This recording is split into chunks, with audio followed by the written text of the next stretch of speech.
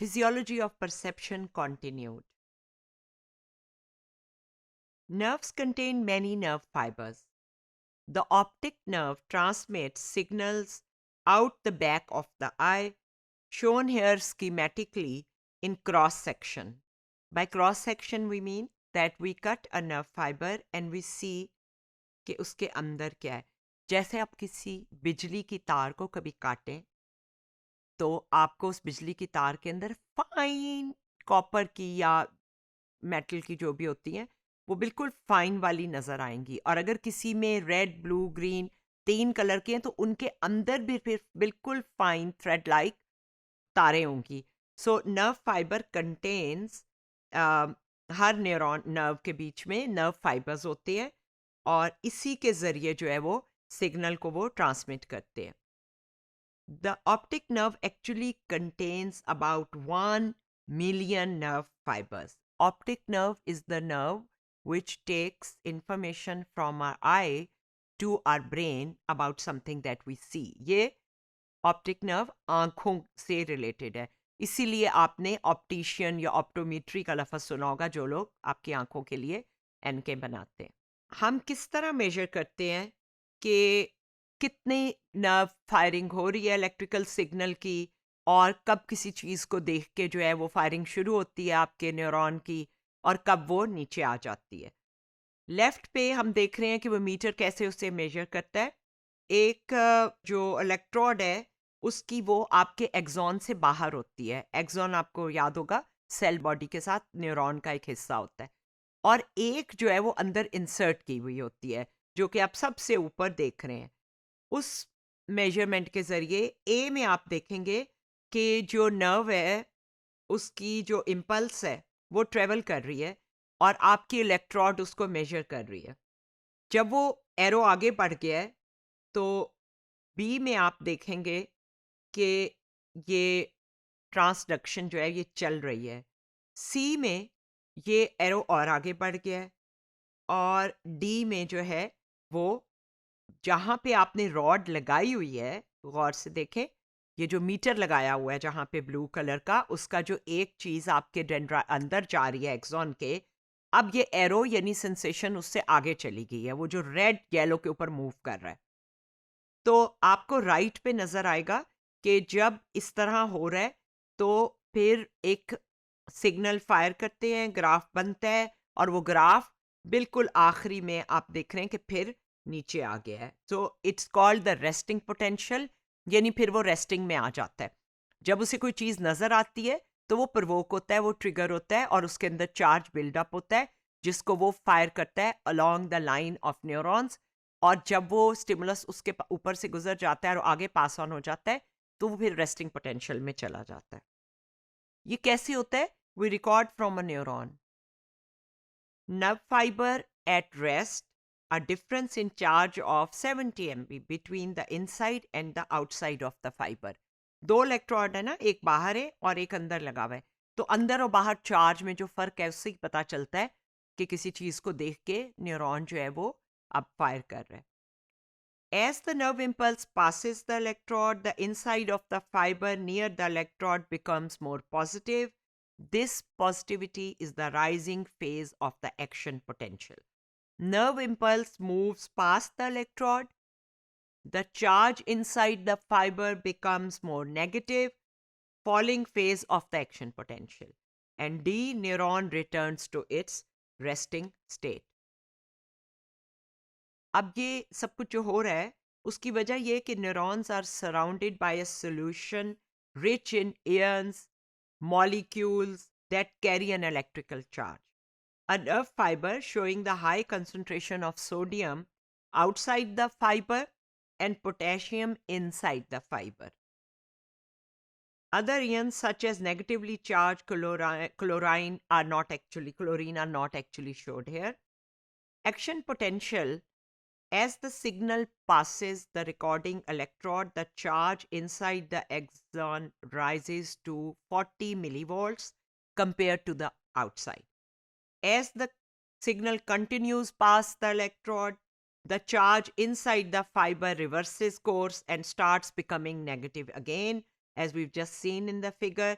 until it returns to the resting level. This signal, which is called action potential, lasts about 1 millisecond. ये 1 millisecond तक रहता है. Again, as we can see, the positive and negative charge that leads up to the resting potential. तो अंदर और बाहर की measurement में फर्क होता है उस इलेक्ट्रिकल चार्ज की. And then when the stimulus passes, the impulse passes through, the neuron comes to its resting potential. अब वो जो पॉजिटिवली चार्ज सोडियम है Na, वो एक्सॉन में आता है, वो अंदर से पॉजिटिव हो जाता है. फिर पोटेशियम जो है वो फ्लो आउट कर जाता है, फिर वो नेगेटिव हो जाता है अंदर से. और fibers charge returns to the resting level after the flow of Na and K have moved past the electrode.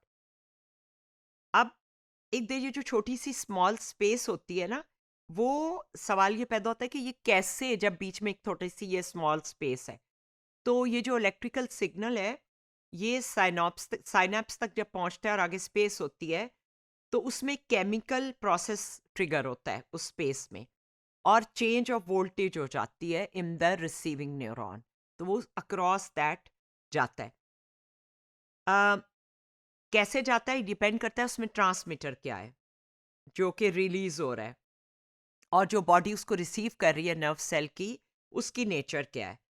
ये जो ट्रांसमीटर्स हैं इन्हें हम न्यूरो ट्रांसमीटर्स कहते हैं. ये बहुत इंपॉर्टेंट है हमारी परसेप्शन के लिए और हमारी फिजियोलॉजी और परसेप्शन के लिए. दो तरह के होते हैं. एक्साइटेटरी वो होते हैं जो इनसाइड ऑफ द न्यूरॉन को ज़्यादा पॉजिटिव कर देते हैं, इसको डीपोलराइजेशन कहते हैं. और एनफ एक्साइटेटरी न्यूरोट्रांसमीटर जो है वो रिलीज होना चाहिए ताकि डीपोलराइजेशन उस लेवल को पहुंचे. जब ये लेवल पे पहुंचती है तो एक्शन पोटेंशियल ट्रिगर होता है.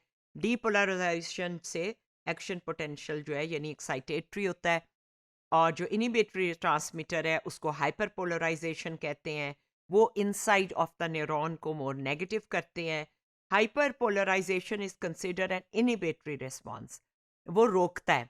अगर एक दो न्यूरॉन है और उनमें से एक जो है वो कलर आपका ऑरेंज है जो आप देख रहे हैं, तो जो रेड परसीव कर रहा है वो थोड़ा इनहिबिट करेगा क्योंकि वो रेड नहीं है, वो ऑरेंज है.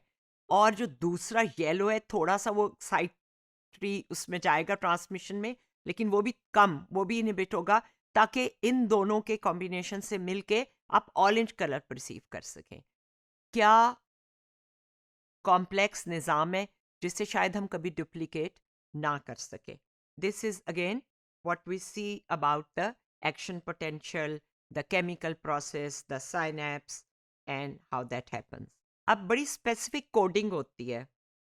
एक यंग फेस मेल के लिए आपके न्यूरॉन और तरह फायर कर रहे होते हैं, एक फीमेल के लिए और तरह फायर कर रहे होते हैं. अब डिफरेंट न्यूरॉन फायर कर रहे हैं अगर इफ यू सी 1, 2 and 3, और एक यंगर लेकिन ए डिफरेंट कलर वाले इंसान के लिए और तरह कर रहे होते हैं. That brings us to the mind body problem.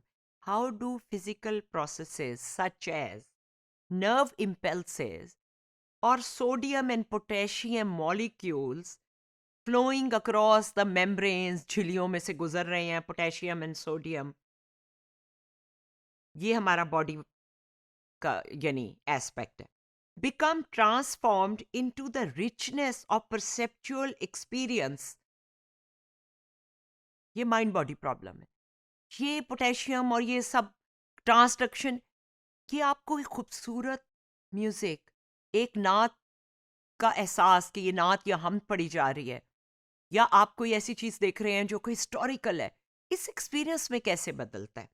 इसको कई दफा हम कहते हैं neural correlate of consciousness. Perceiving and seeing is not simple.